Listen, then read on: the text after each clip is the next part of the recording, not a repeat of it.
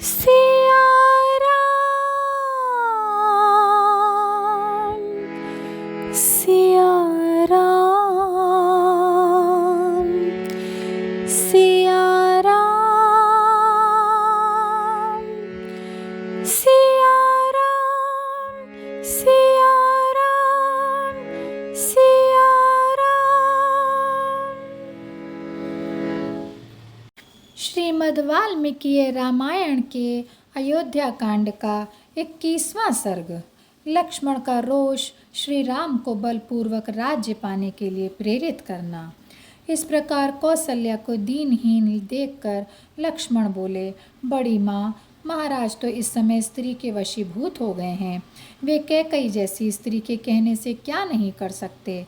श्री राम का ऐसा दोष भी क्या है जो इन्हें देश से निकाला जाए। ऐसा कौन धार्मिक राजा होगा जो देवता के समान सरल शुद्ध हृदय वाले पुत्र को अकारण त्याग दे। ऐसे विवेक शून्य पिता के वचन को कौन पुत्र अपने हृदय में स्थान दे सकता है। रघुनंदन, जब तक आपके वनवास का समाचार कोई नहीं जानता, तब तक आप मेरी सहायता से शासन की बागडोर अपने हाथ में ले लीजिए। इस समय जो भी आपके विरोध में आएगा, मैं अपने तीखे बाणों से उसके प्राण ले लूँगा। जिस कैकई के जाल में फंसकर पिताजी हमारे शत्रु बने हैं, उन्हें भी कैद कर लेना चाहिए, क्योंकि कुमार्ग पर चलने वाले को दंड देना आवश्यक है। बड़ी माँ, मुझे अपने पूज्य भ्राता श्री राम से इतना अनुराग है कि मैं इनके लिए कुछ भी कर सकता हूँ। मैं उस पिता का भी वध कर दूंगा जो कैकई के वश में आकर अपना विवेक खो बैठे हैं। अब लक्ष्मण की इन बातों को सुनकर कौसल्या राम से रोती हुई बोली, बेटा, यदि तुम लक्ष्मण की बातों को उचित समझो तो उसे अवश्य करो। तुम्हें इस समय यहीं रहकर मेरी सेवा करनी चाहिए।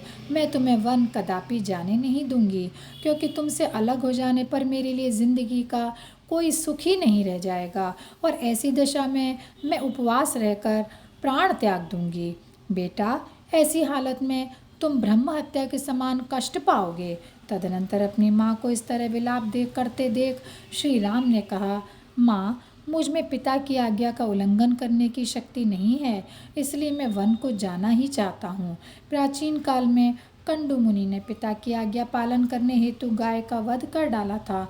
सगर के पुत्र भी ऐसे ही थे, जिन्होंने पिता की आज्ञा पालन हेतु सारी पृथ्वी ही खोद डाली थी, जिसके कारण उन्हें अपनी जान देनी पड़ी। जमदग्नि के पुत्र परशुराम ने अपने पिता की आज्ञा पालन हेतु अपनी माता रेणु का गला ही काट डाला था। इस तरह बहुत से देवतुल्य मनुष्यों ने जब पिता के आदेश का पालन किया है, तब मैं भी ऐसा ही करूँगा। तत्पश्चात वे लक्ष्मण से बोले, लक्ष्मण, तुम्हारे मन में जो मेरे प्रति अनुराग है उसे मैं अच्छी तरह से जानता हूँ, लेकिन यह भी जान लो कि पिताजी का वचन धर्म के आश्रित होने के कारण अति उत्तम है। लक्ष्मण से इतना कहकर वे फिर कौसल्या से बोले, देवी, मुझे वन जाना ही है, इसके लिए तुम बिल्कुल शोक ना करो। पिता की आज्ञा पालन करके मैं पुनः वनवास से वापस लौट आऊँगा। अब श्री राम की इन बातों को सुनकर कौसल्या मूर्छा त्याग कर होश में आ गईं और श्री राम से बोली, बेटा, मैं तुम्हारे लिए उतनी ही आदरणीय हूँ जितने तुम्हारे अन्य गुरुजन, इसलिए मैं तुम्हें वन जाने की आज्ञा कदापि नहीं दे सकती। मुझे छोड़कर तुम्हें कहीं जाना नहीं है। अपनी माता को इस तरह विलाप करते देख उन्होंने लक्ष्मण से कहा, लक्ष्मण, तुम मुझ में महान भक्ति रखते हो, परंतु मेरे अभिप्राय को न समझकर माताजी के साथ मुझे अधिक पीड़ित ना करो। जिस कार्य से धर्म की सिद्धि हो उसे अवश्य करना चाहिए।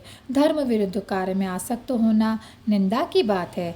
महाराज यद्यपि बूढ़े हैं, फिर भी पिता होने के साथ गुरु और आदरणीय व्यक्ति भी हैं, इसलिए धर्माचरण में विश्वास रखने वाले को उनकी आज्ञा का पालन करना ही चाहिए।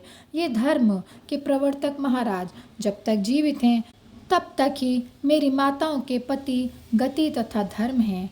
इनके जीवित रहते मेरी माँ मेरे साथ वन में कैसे चल सकती है।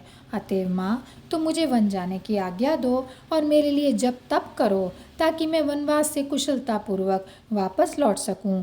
इस प्रकार श्री राम ने अपनी माता को प्रसन्न कर उनसे वन जाने की आज्ञा प्राप्त कर ली और यहीं पर यह अध्याय समाप्त होता है। जय सिया राम, जय सिया राम, जय सिया राम।